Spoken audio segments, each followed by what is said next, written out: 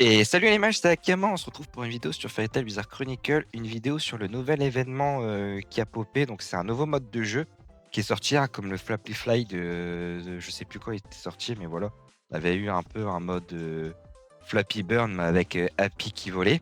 C'était très relou parce que voilà, il fallait pas avoir le droit à l'erreur, il fallait pas cligner des yeux parce que si tu te reposais 2 secondes, tu pouvais te prendre un truc. C'était vraiment compliqué comme event. Là, cette fois-ci, vous voyez, j'ai fait déjà un petit test pour voir ce que ça allait donner. Ça a l'air déjà d'être un peu mieux, même si ça les risque d'être long. Donc, c'est toujours sur la durée et sur l'endurance un peu qu'il faudra avoir sur le mini-jeu. Donc, déjà, on peut voir que voilà, récompense gratuite quotidienne, on en a 100, on a 50 gemmes. Elles sont rades, hein. D'habitude, c'est 100. J'allais dire 100 et là, c'est 50. Donc, vous voyez. Et ensuite, on a forcément un petit classement, voilà, de passes et de passes royales. Donc, voilà, donc dans le pass normal, on a un peu de gemmes, ouais, des petits trucs sympathiques. On a surtout, ouais, non, c'est des tickets aléatoires. Donc, j'allais dire, ouais, on a les tickets aléatoires, mais non, en fait, c'est vraiment pas fou. Le pass gratuit est vraiment pas fou, à part pour les gemmes, et c'est tout. Et pour le pass à 6 €, est-ce qu'il vaut le coup? Il y a un 2 tickets, voilà, de sélection, donc vous pouvez essayer de les avoir, de l'acheter pour 6 €. C'est vraiment, ouais, ça fait 3 € le personnage si vous voulez un personnage de bannière. Comptez pas trop sur les personnages aléatoires, sauf si vous avez vraiment de la chance et plus les gemmes à côté, les ressources qui sont à côté. Donc ça, c'est à vous de voir sur ça. Donc là, nous allons voir un peu directement en live ce que ça va être. Donc là déjà, on va pouvoir regarder, attends, avant le maximum pour avoir les récompenses, c'est 1500. J'espère que ça va pas mettre trop longtemps non plus à aller à 1500. Donc on va faire un petit try. Donc déjà, ça se passe comme ça. Donc vous voyez, voilà, on s'occupe de Wendy. Puis en fait, il faut juste aller de droite à gauche comme ceci. Puis je présume qu'après, elle va accélérer. Donc au début, c'est très long. Puis après, voilà, ça va aller de plus en plus vite. Ah, on a une petite barre aussi pour voir le top qu'on a fait. Avec une barre record. Ok, très bien. Je vais vous passer le try en accéléré. Je vous dis mon ressenti après la try.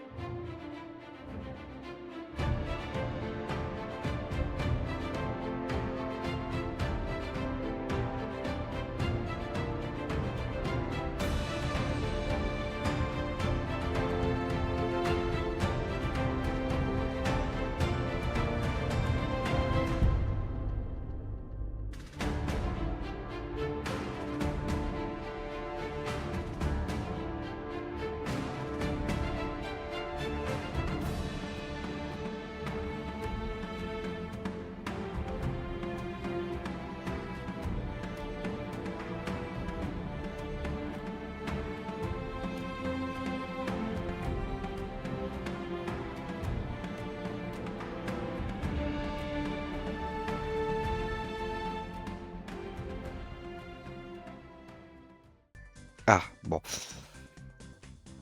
Ok, donc je vous reprends là parce que voilà, il faut faire le point. J'ai deux, trois trucs à te dire déjà sur le mode de jeu. Déjà, c'est pas comme le jeu mobile, hein, qu'on a eu tous l'habitude de jouer. On peut pas faire les mêmes stratégies, ça marche pas. Déjà, pour la première raison, c'est que vous voyez, Wendy, elle est très lente pour bouger. On galère. Ensuite, il y a un petit deuxième point aussi. Bah, déjà, vous pouvez aller de gauche à droite. Moi, sur les deux premières trails, je savais pas. Donc, déjà, quand vous êtes bloqué, vous pouvez ça. Ensuite, plus que vous avancez, du coup, plus que vous allez voilà, avoir des différentes plateformes. Donc, au début, vous avez les plateformes blanches qui vont se rétrécir plus que vous montez. Vous avez les plateformes un peu vertes qui bougent. Et vous avez les plateformes marron qui se cassent. Pour l'instant, jusqu'à 500, j'ai vu que ça.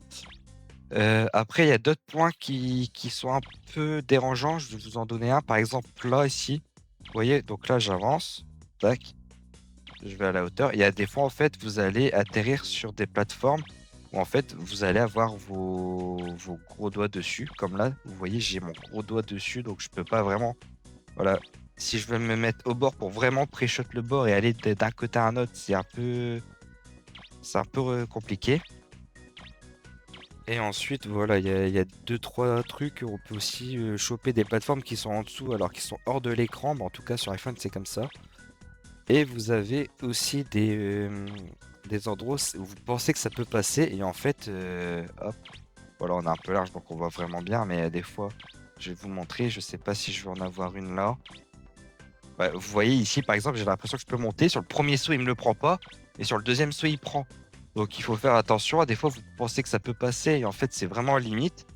Donc, c'est ce qui m'est arrivé, moi, sur la Trail 500 où vraiment, des fois, je passais sur là, on voit là, sur une plateforme marron là qui est ici, vu que ça se casse. Et en fait, vu que ça passe pas du premier coup, bah en fait, vous vous retrouvez dans le vide après. Donc, c'est un peu compliqué.